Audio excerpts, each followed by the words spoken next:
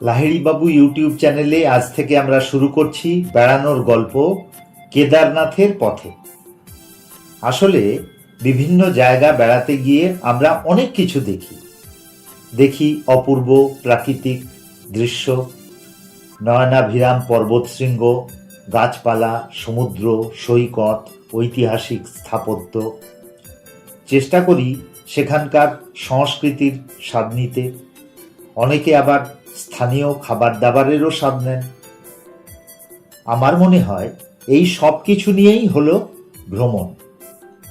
এর ওপরে এই ভ্রমণের সময় ঘটা বেশ কিছু ঘটনা আমাদের মনে ভীষণভাবে ছাপ ফেলে। কিছু কিছু মানুষের ব্যবহার আমরা মনের মণিকোঠায় তুলে রাখি আজীবন।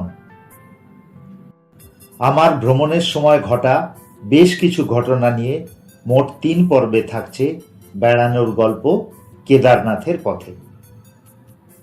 আজ প্রথম পর্বের গল্প হরিদ্বারের দারোয়ানজি। চলুন তাহলে শুরু করা যাক।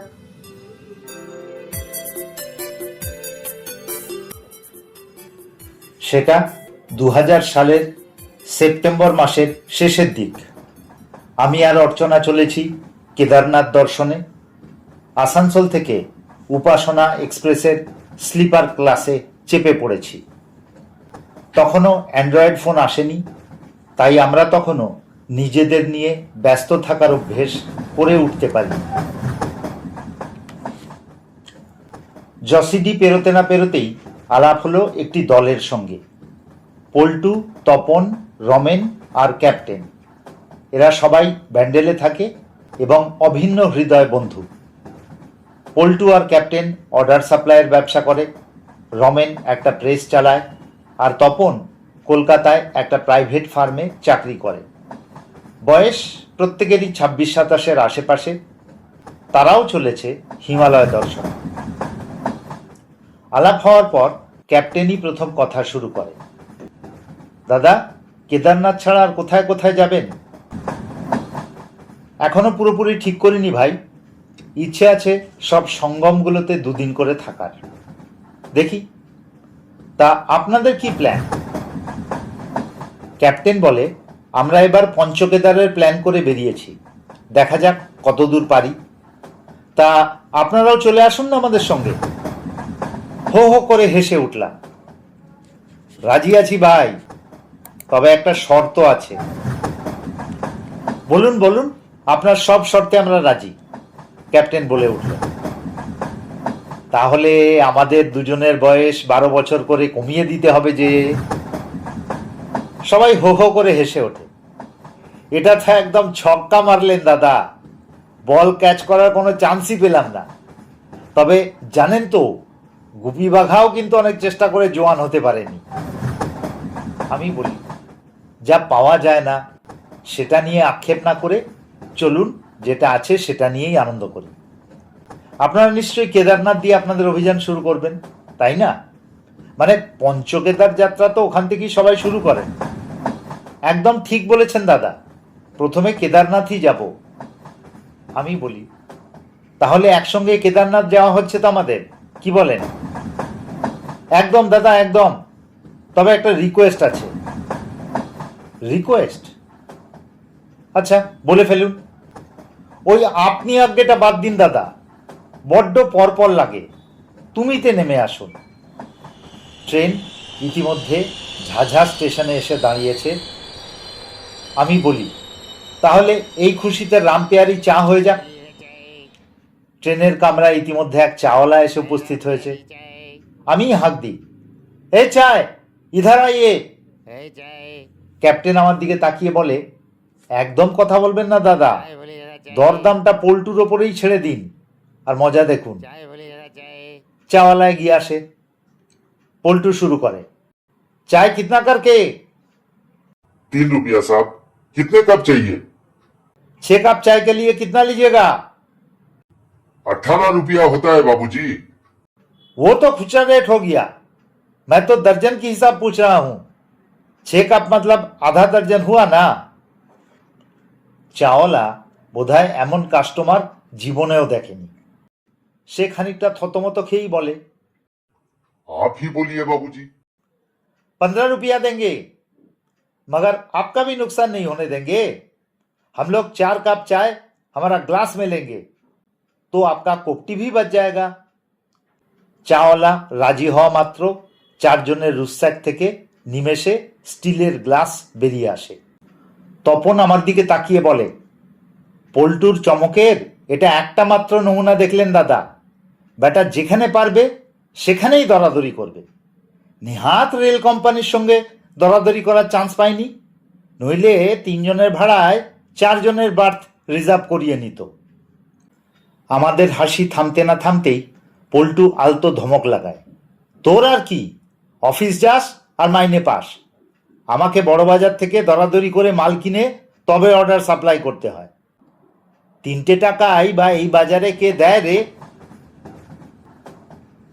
সেপ্টেম্বরের শেষ, বাইরে অন্ধকার হয়ে এসেছে।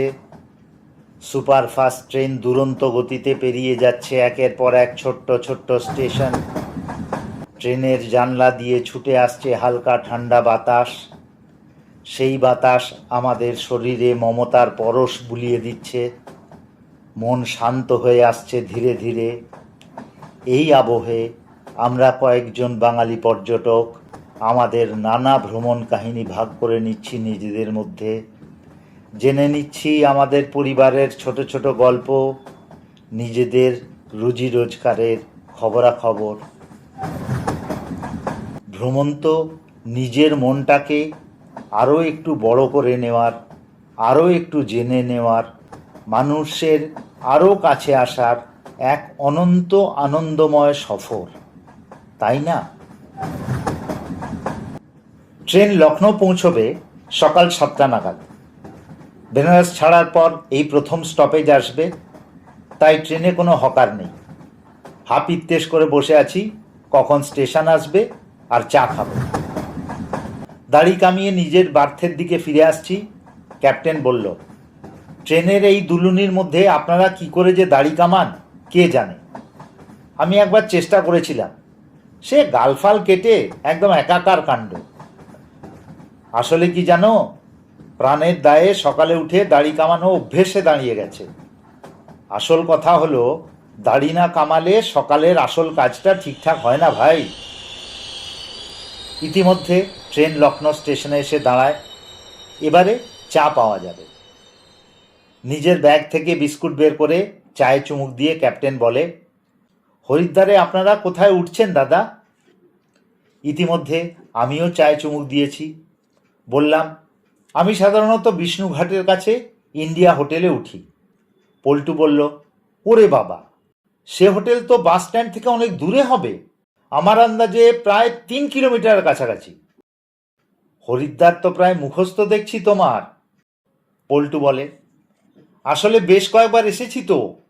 জানেন তো, হরিদ্বার থেকে সকাল 4:30-র সময় গৌরীকুণ্ড যাওয়ার প্রথম বাস ছাড়ে। আমরা ভেবেছি ওই বাসটাই ধরব, কিন্তু বিষ্ণুঘাটের কাছের হোটেলে থাকলে সেই সকালে বাস ধরতে আপনাকে রিক্সা করা ছাড়া কোনো উপায় নেই। আর মকা বুঝে রিক্সাওয়ালারা গলা কাটা ভাড়া হাঁকবে। তার থেকে এক কাজ করুন না, এক রাতের ব্যাপার তো, আমাদের সঙ্গে হরি ধর্মশালাতেই চলুন। তোমাদের কি ধর্মশালায় বুকিং টুকিং করা আছে? না দাদা, আন্ডার প্যান্টের আবার বুক পকেট। 3000 টাকা বাজেট নিয়ে বেড়াতে বেরোলে ওসব বুকিং ফুকিংয়ের বিলাসিতা করা চলে না। ভোজনং যত্রতত্র শয়নং হট্ট মন্দিরে। আরে ছাড় না, রমেন বলে ওঠে। শুনলি তো, দাদা একটা সরকারি কোম্পানিতে কাজ করেন, ওনার হয়তো ধর্মশালায় থাকার অভ্যেস নেই। আমি গম্ভীরভাবে বলি, ভাই রমেন, তুমি কি ব্যাক পজিশনে ফুটবল খেলতে? কেন দাদা, হঠাৎ এই প্রশ্ন? যে অপরিসীম দক্ষতায় তুমি আমাকে ল্যাং মারলে, সেটা ফরওয়ার্ডদের আটকাতে ব্যাকের খেলোয়াড়রাই করতে পারে। সবাই হো হো করে হেসে ওঠে। আপনাকে আর ছাড়া যাবে না দাদা, একসঙ্গেই যাব। আমাদের ব্যবস্থা হলে আপনার আর বৌদিরও ব্যবস্থা হয়ে যাবে। হরিদ্বারে নেমেই ক্যাপ্টেন আমাকে বলে, দাদা, কাল সকালের ফার্স্ট বাসের টিকিট কেটে তবেই ধর্মশালাতে ঢুকবো। আমি এক বাক্যে রাজি। বললাম, চলো তুমি আর আমি গিয়ে টিকিটটা কেটে আনি, আর পল্টু অ্যান্ড কোম্পানি বৌদিকে আগলে রাখুক। হরিধর্মশালায় যখন আমরা গিয়ে উপস্থিত হলাম তখন ঘড়িতে 5:30। ছোট্ট একটা অফিস ঘর, সেখানে হলুদ রঙের একটা কম পাওয়ারের বাল্ব জ্বলছে।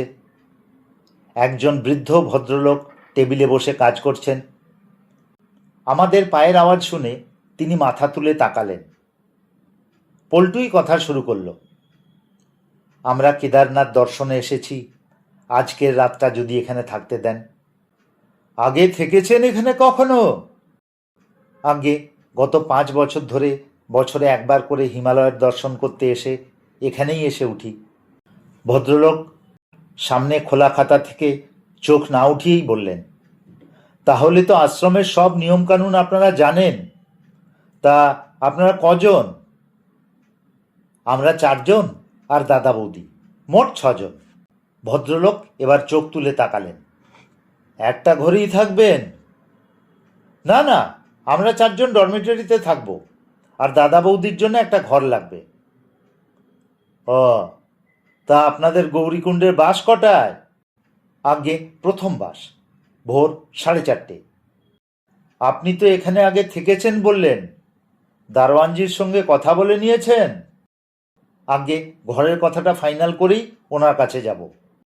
আচ্ছা, আপনাদের 4 জনের লাগবে 10 টাকা করে 40 টাকা, আর একটা ঘরের জন্য 50 টাকা। আমি পকেট থেকে টাকা বের করতে করতে বললাম, ভাই পল্টু, এটা কি রেজিস্ট্রেশন চার্জ? না দাদা, এটা আপনাদের এক রাতের ঘর ভাড়া। শুনে আমি তো প্রায় লাফিয়ে উঠেছি। এ বলে কি, পাগল না পেট খারাপ? একটা ঘরের এক রাতের ভাড়া মাত্র 50 টাকা? যাই হোক, অবাক হওয়ার তখনও অনেক বাকি ছিল। টাকা দিয়ে রসিদ নিয়ে অফিস থেকে বেরিয়েই পল্টু বলল, চলুন দাদা, দারোয়ানজির সঙ্গে ব্যবস্থাটা করে আসি। আমি গলাটা নামিয়ে বললাম, ভাই, এই দারোয়ানজির ব্যাপারটা আমি ঠিক বুঝলাম না। আসলে কি জানেন দাদা, আশ্রমের নিয়ম অনুযায়ী গেট খোলে সকাল 5:30টায়। 4:30 বাস ধরতে গেলে আমাদের ভোর 4টের সময় বেরোতে হবে, আর গেট খোলার মালিক হলেন দারোয়ানজি। চলুন আমরা দুজনে ওনার সঙ্গে রফাটা করে আসি। গেটের পাশে ছোট্ট একটা ঘর, তার বাইরেই দারোয়ানজি বসেছিলেন। আমাদের দেখেই পরিষ্কার বাংলায় জিজ্ঞেস করলেন, বেরোবেন কটায়? পল্টুই উত্তর দিল, ভোর 4টে বাবুজি। কজন আছেন? আমরা সব মিলিয়ে 6 জন। 100 টাকা লাগবে। পল্টু বেশ মিনতির সুরে বলল, আমরা সাধারণ মানুষ বাবুজি, আমার সঙ্গে যে 3 ভাই এসেছে তারা এখনো পড়াশোনা করে, একটু কৃপা করুন। ঠিক আছে, তাহলে 70ই দেবেন, এর থেকে আর কম করতে পারবো না। ক্যাপ্টেন যেন তৈরিই ছিল। পকেট থেকে 20 টাকার একটা নোট বের করে দারোয়ানজির হাতে দিয়ে বলল, ভোরে বেরোনোর সময় বাকি 50 টাকা দিয়ে দেব। দারোয়ানজি সম্মতি জানালেন। ক্যাপ্টেন আমাকে বলল, 10 মিনিটের মধ্যে রেডি হয়ে নিন দাদা, নইলে গঙ্গারতি মিস হয়ে যাবে। পরের দিন ভোর 4টের সময় দারোয়ানজির হাতে 50 টাকা গুঁজে দিয়ে আমরা যখন রাস্তায় পা দিলাম, তখন পুরো এলাকাটাই গভীর অন্ধকারে ঘুমিয়ে আছে। মনে হচ্ছে যেন আশ্রমের সামনের রাস্তাটা একটা নিশ্চল অজগর সাপের মতো শুয়ে আছে। আশ্রমের চৌহদ্দি পেরোতেই পল্টু বলল, আহা, দারোয়ানজির মতো যদি একটা চাকরি পেতাম, পড়তে যেতাম। সারাদিন চরকিবাজির মতো বড় বাজার, চাঁদনি চক, বাগড়ি মার্কেট ঘুরে বেড়াতে হতো না। আর প্রতিদিন 100 করে উপরি পাওনা, মানে মাসে 3000। কি কপাল মাইরি, বল ক্যাপ্টেন। ক্যাপ্টেন বলল, আমিও তো তোর মতো খুঁটেই খাই পল্টু, সারা দিন খেটে মরি, কিন্তু এর মধ্যেই কত আনন্দ আছে বলতো। সারাদিন মুক্ত পাখির মতো যেখানে খুশি উড়ে বেড়ায়। আর দারোয়ানজিকে দেখ, সারাদিন ওখানেই বসে আছেন। ওনার ছোট্ট ঘরটা থেকে আশ্রমের গেট, এই পর্যন্তই ওনার পৃথিবী। তারপর একটু চুপ করে থাকার পর আবার বলে, আসল কথা কি জানিস পল্টু, নিজের কপাল তুই যেমন ভাববি ঠিক সেই রকম। নিজেকে সুখী ভাবলে তুই নিজেই খুশি থাকবি। সেবারের কেদারনাথ যাত্রার বহু বছর পেরিয়ে গেছে। আজও আমার কানে ক্যাপ্টেনের সেই কথাগুলো অনুরণন তোলে। নিজেকে সুখী ভাবলে নিজেই আনন্দে থাকা যায়। আপনারা কি বলেন? আমার বেড়ানোর গল্প কেমন লাগলো অতি অবশ্যই জানাবেন কিন্তু। এবারে একটা কাজের কথা বলি। আমি জানি আপনারাও অনেক জায়গা ঘুরে বেড়িয়েছেন এবং আপনাদের ভাণ্ডারেও এই রকম অনেক গল্প জমে আছে। আপনি ইচ্ছে করলে 1200 থেকে 1500 শব্দের মধ্যে আপনার ভ্রমণের গল্প আমাদের লিখে পাঠাতে পারেন। আপনাদের নাম দিয়ে আমরা সেই গল্প আমাদের চ্যানেলে পড়ে শোনাব। ডেসক্রিপশন বক্সে চ্যানেলের ইমেল অ্যাড্রেস দিয়ে দেওয়া হলো। শেষে আমাদের 3 আবদারের কথা তো আপনারা জানেনই, সাবস্ক্রাইব, লাইক ও শেয়ার।